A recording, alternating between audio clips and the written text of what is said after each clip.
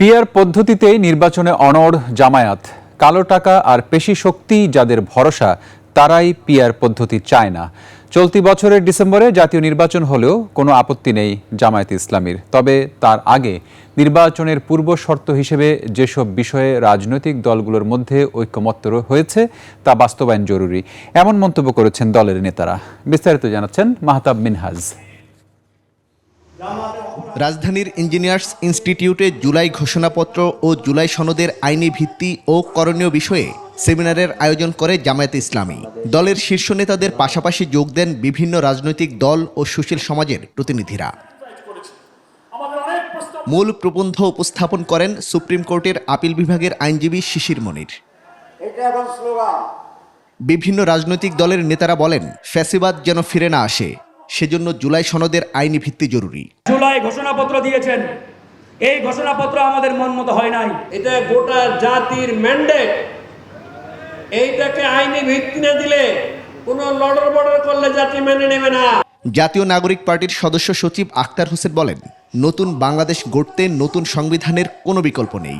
এই সংবিধানের এমন কিছু বিষয় রয়েছে যেটা অন্তর্নিহিত, যেটাকে আর কখনোই পরিবর্তন করা যায় না, এবং সেই দোহাই দিয়ে ইতিপূর্বে বাংলাদেশের সংবিধানের সংশোধনীগুলোকে হাইকোর্টে চ্যালেঞ্জ করা হয়েছে এবং কোর্ট কিন্তু সেগুলোকে বাতিল ঘোষণা করেছে।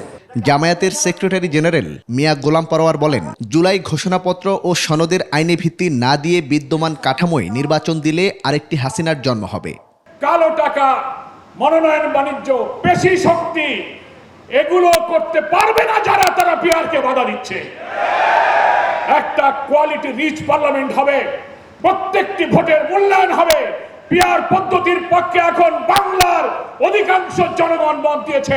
দলের নায়েবে আমির সৈয়দ আব্দুল্লাহ মোহাম্মদ তাহের বলেন, ঐকমত্যে পৌঁছানো বিষয়গুলোর বাস্তবায়ন করতে হবে সবার আগে।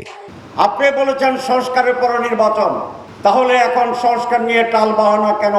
যে ব্যাপারে ঐকমত্য হয়েছে সেটি আপনাকে অবশ্যই বাস্তবায়ন করতে হবে নির্বাচনের পূর্বে।